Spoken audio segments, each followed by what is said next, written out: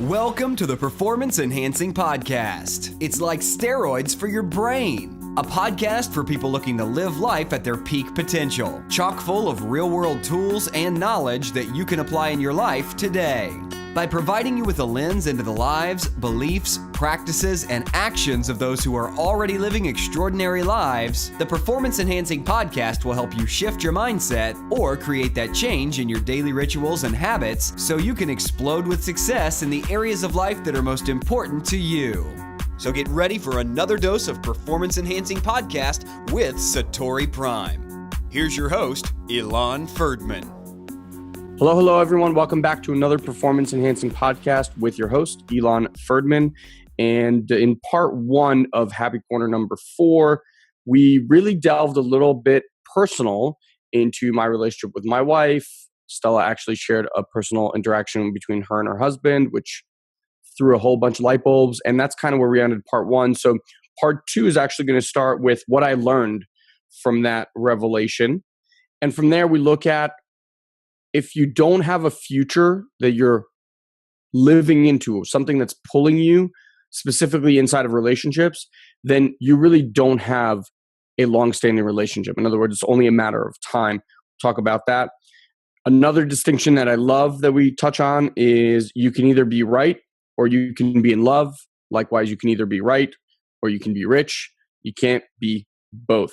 Relationships are 100-0. Or 0-100, however you want to say it, not 50-50. And once you get that in your head, you're going to have incredibly powerful relationships. And then the last thing that we conclude with is completion, what it means, how to do it. So once you have these kind of conversations with your loved ones, with your partners, with whomever, then you actually know how to powerfully complete that, put that future in place, and then together have a powerful future that's pulling you there. So I hope you got to enjoy part 1, and here comes part 2 of Happy Corner with Stella and Guy. What I heard is that we basically create rules. I think this is just a function of the brain, but we create rules about everything because it's easier for our brain to process things. So what I thank you for sharing the story with you and your husband about dancing. Because what I heard was, he may be asked you once or twice, just like I maybe during this process asked her once or twice. After I heard no 2 times, I just went, rule. Yes. Fanny doesn't want this anymore. Exactly. And as soon as that's created, kiboshed. So what I heard is a Zen concept, beginner's mind, which is you don't know the person and you never know the person. And moment by moment by moment, you don't know the person. So bringing that quote unquote rule to the party, diminishing who that person actually is in that moment based on what would, I guess, be easier for you to interact with. So it actually, I saw the whole doing that I had created over time because I asked a few things and she said no. Yeah. So that was absolute gold. Let me just kind of wrap this up for people and then we can kind of talk a little bit about completion. And it's funny how all the conversations have all rolled around that stupid dress or the stupid mug, right? It's all, everything I'm hearing is just constantly coming back. See the other person's perspective. Mm-hmm. So the way this completed, I had a conversation with Guy yesterday and he was really helpful. I actually had a conversation with Jordan Gray, who I've had on the podcast. We did a redo and he's a relationship coach. So I actually asked him. But ultimately, I obviously apologize for being a condescending asshole because she never deserves to be treated like that. B, I let her know that the story that I'd created and what Jordan actually taught me is to do a reality test where a lot of the times what we'll do is we'll say something and we'll blanket it in a generality about our whole relationship. Right. So me being like, well, she's not interested in personal development. It's like, well, yeah, that's only in the last maybe few months that I can even in reality say that that's true. Yes. she's done all this work. We've done all these courses together. So I can't even say that about her because it's not reality. Yeah. Something. So it allowed me to kind of break free from that perspective and see it newly. And second, what Guy actually mentioned that I thought was really smart is when we got engaged, you know, before we got engaged, then there was a future of being engaged. After we got engaged, there's a future of being married. After we got married, there's a future of living together in our own house. After that, there's a future of having a kid. Then real quick after that, we had another one. So there's that. Well, now we have a 3.5-year-old and a 2-year-old. And what we realized yesterday in speaking is that we don't really have a shared vision or a shared future of what's next. And so mine is about, I really want to move to California in 2 years. And that future scares the shit out of her. She's an absolute no to that future right now. And so in her world, right, we're not only, I have this story, she has this, like we're on 2 different pages, and it all stemmed from this whole thing that we're not creating together. Yeah. So we had this beautiful conversation about her having her story that she's giving up, me having my story that's giving up. And now we're in a conversation of, well, what do we create together as the future that we want to live into that we can actually create together? Because by doing that, the byproduct is going to be that we naturally have to give up those conversations. Yeah. And out of it, what was funny is I said, like you just said, you know, the second piece, which is express your needs. I said that this is really important to me. I love personal development. I want you to do this. And you know what her response was? She's like, I'd love to. She's like, let's do it. And the funny part is when we created our yearly goals, that was one of the goals. I actually said that I want us to do. So, you know, different courses that we can do together or even read a book at the same time and talk about it. So we actually calendared it out yesterday, how we're going to put that into existence and how we're going to make that happen. Nice. And I got to tell you, this is why I say love is communication. You communicate what is present, love. Yeah. Right. And so once we gave up all the bullshit and realized that what we were doing is bullshit, what we were left with in that space is love, even though we haven't created a future or anything like that. But we just calendared a bunch of things out, like date nights and all this stuff. And I got to say, I just feel great today. I woke up this morning feeling awesome. She's feeling awesome. And it's just all out of this work. And basically what we've been talking about, putting yourself in someone else's shoes. I could have easily been like, fuck her. She thinks we're on 2 different pages. She doesn't want to personally develop. And I would have found every justification in the world to make that story a reality. But then that's the life that I would have had to live with. And that life for me sucks. And quite honestly, probably wouldn't last all that long anyway. Yeah.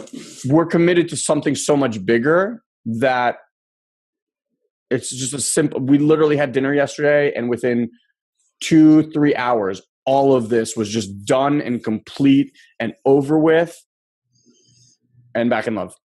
I'm like teary. I have chills and I'm teary. I love hearing this. Yeah. That's awesome. I love hearing that too. And it always makes me respect the tools that we've learned along the way, because there have been so many things that have happened. And this is a great example too. This is the kind of stuff that grows into wildfires in relationships. And decades later, you don't even understand why you hate each other because you forgot that it started from like a day like that. But when you do this work, it's amazing how you could like nip this crap in the butt. You're just such not a stand for having relationships go this way or sweeping things under the carpet and pretending like they didn't happen. It's just getting, what I'm sure we're going to talk about now is just getting complete. And I thought that was a really good example of that. And what's available when you give up being right about your position is the life that you want, really. Is pretty much everything that you've ever wanted is on the opposite of you giving up being right about what you're right about right now. And that's it. So yeah, it was really, really good. It's that line. I think Paul used to say that line all the time. He goes, you can either be right or you can be rich. You can either be in love or you can either be right or you can be in love. You can't be. Can't be Yeah, both. I literally I write things down in case I just want to because we're so in the moment. And I wrote that it's not about being right. I wrote it on. You are our sister. Yeah. I mean, Landmark does a really good thing of just showing you what you give up for being right. You know, it's like love and vitality and respect and I mean, like all these things that you want, every single relationship that you've ever looked at, and you're like, why isn't this in existence? It's like, okay, what are you being right about right now? And you're being right about them, like they're wrong about something, right? Right, wrong, right. So it's just amazing when you give up being positional, when you give up that looking good needs to matter. And I don't even mean physically; I just mean like showing up, like not embarrassing yourself, stuff like that. And what's available in terms of power, freedom, and full self-expression in all areas of life when you just give that shit up. Well, Guy brought up one thing that really, it was a great reminder yesterday for me. And in relationships, what tends to happen is everyone thinks that a relationship is 50-50. A relationship is 100-0. A functional relationship is 100-0. So basically what he brought me to is what could you be 100% responsible for inside of your relationship right now, and then give that up or alter it somehow, whatever that is. He goes, because if you're expecting her to do this and in return you're going to do that, it's a losing battle. Right. It's not about compromise. Exactly. Not about compromise. As soon as I heard that, it just kind of, the light bulb went off and I went, oh yeah, that's what's happening. Yeah. So I shifted back to, she's got to come a certain way, then not. I'm like, fuck that. That's bullshit, right? Yeah. I can tell her what I want. I can tell her how I feel. I can tell her this. I can tell her that. And I got to stop making her wrong for all this crap that I just made up. Yeah, if you're committed to having love in your life, I mean, 50-50 is just good luck, man. Yeah.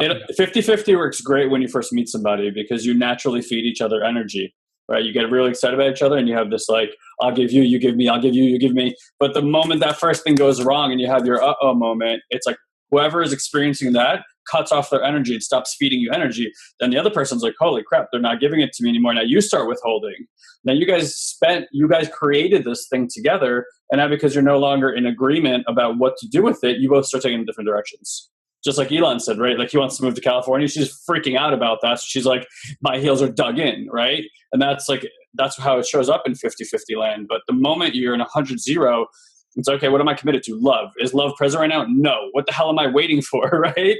And then it's like, if you're waiting for the other person to take action, because it's like, all right, well, when they do it, I'll do it too.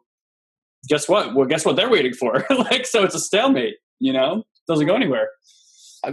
You just crystallized something for me. She said something yesterday and it just kind of, the thing just dropped. She said that when she felt like she was one of the last people that I asked or spoke to her about X. So I would ask Guy or I would ask my friends.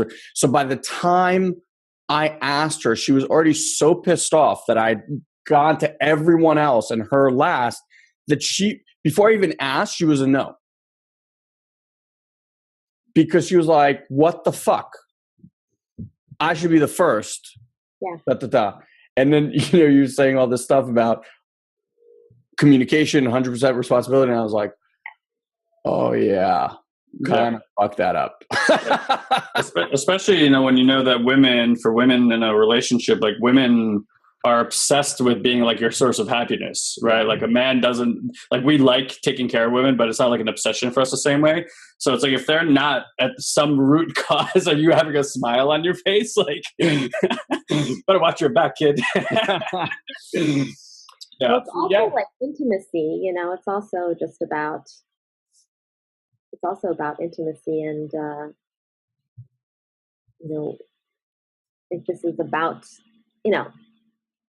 it's about having some sacred intimacy with your partner. And if that doesn't feel like it's sacred or there's like honorable boundaries that you both maintain, then yeah, it could feel very difficult. Yeah. I was going to say something else, but I forgot. So all right, I'll pick it up. I'll pick it up from there. Yeah. So let's. We want to talk about completion. So we're pointing at it, but let's have a direct conversation about it and distinguish it and talk about access points to it. And because this is life. This is what happens all the time.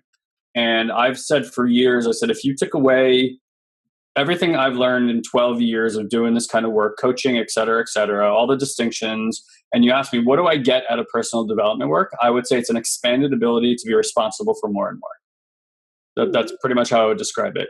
It's like, how big can I wrap my arms around about what I'm willing to say I'm responsible for, right? So for instance, low level responsibility is like, I'll be responsible for myself, which most people aren't even at that point, to be honest. And it's like, next level up is I'll be responsible for community. Like, I'll be responsible for my family. I'll be responsible for, I don't know, you want to take care of blind people. You want to take care of like old people at a home, whatever, like some level of community. Up from there is world, right? That's like the top level, I would say. But somebody like Martin Luther King, what did they do? They stood up and said, I'll be responsible for my people. Gandhi said, I'll be responsible for my country, right? That's pretty much all it was. They were just willing to wrap their arms around that and be the voice for that responsibility. Yeah. So this is like macro stuff, right? But like on the micro stuff, like in your personal life and our personal lives, how it shows up is exactly like Ilan just said. It's a fight with your wife. And then it's, I'm not willing to be responsible for something. Now, I always say people hate responsibility. They hear that word, it's like cringe. And I think that's a function of marketing. And I think that's a function of politics that we have that response for the most part, because the way that responsibility shows up in our world, at least how it's presented to us, is who to blame. Responsibility equals blame. So politicians, something goes wrong, Benghazi, point the finger, try to find the guy. Now, look in your own life and look in like these circumstances and ask yourself, like, have you ever seen an example of that where that's created some kind of resolution or solved a problem of any kind in your entire lifetime that you can think of? And I would wager you could probably not really think of this the time where like we found a politician pointing a finger and it like solved the problem of healthcare or something, right? So that's obviously not where the solutions lie. Now, I think the reason that we have this issue is because there's a collapse in distinctions between responsibility and blame. Hey guys, I just want to take a quick break here and let you know about our 10-day challenge. All you have to do is head over to SatoriPrime.com/10day, the number 10 day. And in it, we give you a 10-part video series that is absolutely changing lives, and it's completely free. It's a mindset shift in what is possible for you in your life right now. So I just want to read to you what someone has just written me. And they said, what did the 10-day challenge create for me? In summary, a plan of action. A man with a goal and a plan is unstoppable. Your 10-day challenge allowed me to take all that confusion and fear of my situation and see it was a period of transition. I have a plan. I've taken action and I'm implementing. Success is just over the horizon. And that could be the case for you. So head over to SatoriPrime.com/10day, the number 10 day, and grab your 10 free videos today and create a plan of success for you. Now back to the episode. So like responsibility is for me, the definition of responsibility is willingness to be at source. That's how I define responsibility. So like I sourced to this, like that's responsibility for me. Anything past that is blame, which means fault, guilt, like all these other things that come along with it. Now, what I've learned is that when you feel guilty, your life doesn't move forward. That's a stalemate too. That's resistance is persistence, right? So if you want to stay exactly where you are, make yourself feel guilty. And furthermore, like if, let's say Ilan, right, after that situation with his wife, he just feels like I'm sure he felt like shit. But like, let's say he let himself stay in guilt. Now he's punishing himself because that's what we do when we feel guilty. We're like spiritual masochists when we do that. And then your friend comes along and is like, hey, Ilan, it's not like that. Like, let me give you a different perspective. And your reaction is, get the fuck away from me. I'm already punishing myself. And you just shut off. So you don't listen. You don't hear any new information. You have no new perception. No paradigm shift occurs. And you get stuck exactly where you are. So it is so key to, when you're having issues in your life, stop thinking about what you need to do. Start thinking about where you need to get responsible for what you haven't been responsible for. Because when you take on being at source of what's happening in your life, the next thought from your head is not going to be, who do I need to blame? It's going to be, what do I need to do to resolve this? Who do I need to be to resolve this? What do I need to give up right now so that something else becomes available? And inside that space, seriously, anything is possible. Anything is possible. So I just wanted to kind of give the more spiritual, psychological point of view on that whole conversation. And just to wrap it up, like my girlfriend did Landmark Forum this weekend, and a lot of the exercises around like completing things with your family, because honestly, most of your issues stem from mom and dad, right? Like pretty much everything that you think is wrong with you, that you think is wrong with the world, is wrong with relationships, at some level was a download from your parents. Whether it's something they did or something they didn't do, that just kind of like went in there. So when you start getting complete inside those relationships, the amount of freedom you have with yourself is just on a completely different level. And it's amazing to watch somebody go through this process and just like get responsible with every relationship where they haven't been responsible, and give up what they've been making the other person wrong for the possibility of a completely new relationship. Right. And just watching how it like wakes people up, like it's a completely different energy of a person. And I really invite everybody, to go check out work like that and start doing work like that in your life, because, stuff like Ilan shared, again, most relationships that don't have some study of communication and psychology, that you just sit with that for decades. That's a virus in the relationship. That's why people get divorced. And it really doesn't have to be that way. So we were saying 50-50, right? 50-50 responsibility. I think there's no coincidence that 50% of marriages end up in divorce, probably because of that. Yeah. That's my spiel on the completion. Stella, anything else on completion? I feel very complete with completion. I think that when it's funny when you were saying people have an allergic reaction to the word responsibility. Mm-hmm. I have an allergic reaction to that word too sometimes, but not for the same reason. I think often we feel, it's actually so interesting because this goes back to your situation with your wife, Ilan, and my situation with my husband. We have to be careful in terms of, I feel, how we take we have to be responsible for ourselves, but it depends on your definition. I liked your definition guide. But I think for some people, when they think about responsibility, like for example, my husband thought he was being responsible for me by making a decision on my behalf, thinking he knew what was best for me, and he didn't. And I constantly tell my husband, you are not responsible for me. I'm responsible for myself. And you are responsible for yourself. And if we respect one another and we communicate, then that's where the magic happens. So, but I think that in terms of completion, yes, it is. I loved everything that you said in terms of really owning your role in what is happening and looking to yourself and what did I contribute to this? Mm-hmm. Yeah. Just own your role, because ultimately, at least from a neuroscience point of view, there's nothing out there, right? Like I think I've thought about this for a long time, and I was like, how the hell would we present this idea to the human race? Like if you think about, at some point the earth was flat, right? So one of the ways that we measure reality, like what is real, is through agreement. So if a lot of people agree on it, it must be true. Yeah. And that's just one of the measurements. There's a few other ones, but that's one of the ways that we measure reality. So at some point the earth was flat, right? That was agreed upon. Now people were limited in what they were capable of doing based on that reality, right? Like people wouldn't go past the horizon, the ships, like they wouldn't go explore the rest of the world. That limited our reality. That was our reality. At some point the earth was at the center of the universe. And I always thought, like, I think of our history, I'm like, why do they have such a tough time giving that concept up? Like, so what? So the earth is now at the center of the universe. And then I realized, like, that the paradigm that created is that we were gods.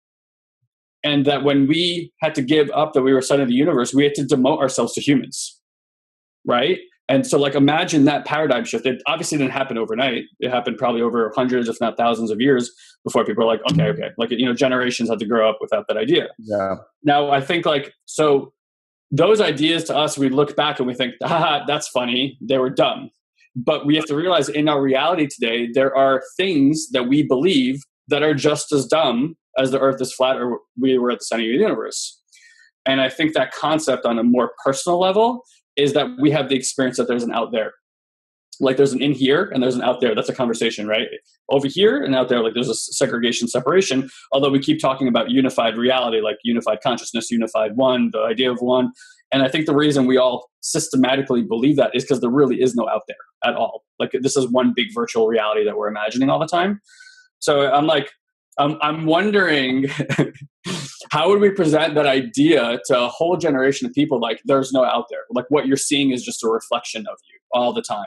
And what you're dealing with and you're trying not to be responsible for is literally yourself anyway. Even when you're saying, you know, I won't be responsible for this relationship. It's, I won't be responsible for that part of myself, essentially. Yeah. So I know this is a little bit abstract, but I really do believe there's going to be a cultural shift in understanding and what the in and out there means. And we'll start relating, I mean, this is probably not in our lifetime or even in the next few, but I think that's the same kind of idea. And I've been pondering that for like 8 years. Like, how do we do that? I'm with you that what we experience is a manifestation of the reality that we choose to participate in, that we create. Yeah. Yeah, that it's just feedback. Yeah, there's that line from Einstein is like, you can see the universe as a threat or as a miracle, right? Like that's your choice in the world. And it really is. Actually safe or unsafe. Safe or unsafe, yeah. Yeah. Yes. Awesome. Okay. So I want to bring it back to this, which is all the dress is white and gold. Yeah. Look, all of that is really, you know, we were just talking about agreements, and that's kind of the question that I said to Stella at the beginning. What we look for as a validation of reality is, do other people agree?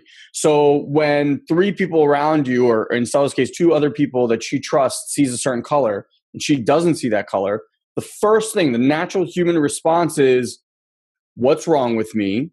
Mm-hmm. Why can't I see what they see? There's something wrong with me. All of that kind of stuff is really what comes up, some version of it, you know? And then you're going to go to fight for what you see, because then it's this whole us versus them thing. And I hope that through all the instances that we shared with you guys today and everything that you heard, you can hear something and give yourself some sort of freedom. Not even you. Why don't you do this? Why don't you give the people around you some sort of freedom and leniency to have their own opinions, to see what they see, and just know that that's what they see. The beauty is that sight shifts all the time. So just because they see it now, or they believe in something so strongly now, the more you resist that, the more that's going to persist. But if you just honor it and say, okay, great. One of the greatest things I learned was you don't have to condone someone's actions or belief or anything like that, but you can just, I mean, you don't have to agree with them, but you can just let it be, right? And just because you say, okay, yeah, I can see that, doesn't mean that you condone that. Yeah. Right? You can still have your own belief system. So if anything that you walk away from after listening to this is, give the people in your life a little bit of leeway. Stop jumping down everyone's throat and just start practicing this notion that just because you view the world a certain way doesn't mean that everyone views the world a certain way. And in doing that, try to kind of come around and see the handle. Yep. Right? Try to understand that it is possible that there's a handle on the other side of this. And maybe if I just put a little bit of effort, I might be able to do that. And I guarantee your relationships will be easier, whether it's with your wife, girlfriend, boyfriend, husband, your boss. I know sometimes a lot of people have those kind of conversations. And then it's just practice. I can tell you that now, hearing it, discussing it, it's much more ingrained in me. And even then, clearly, it's not always present, because if it was, I wouldn't have that blow with my wife, right? But that's how we're reminded. That's how we learn. That's how we grow. So give yourself a little bit of leeway. It doesn't happen overnight, but just practice. It's like a muscle that you work out and you go to the gym with. And, you know, I've been doing this now for 12 years? 12 years. 12 years. So that's a lot of time. And my life is still messed up and ugly sometimes. And it's Not mine, man. Not mine. Mine's great. It just, I have a better, I can catch things faster. Yeah. And I can get through them faster. Right. They always happen. In fact, they happen bigger and badder and more violent than ever. Just the way that I've trained myself to be able to deal with them is much, much better. Mm-hmm. So hopefully that's what you guys took away from this. And that's all I have to say. So if you two have any final words, the floor is yours.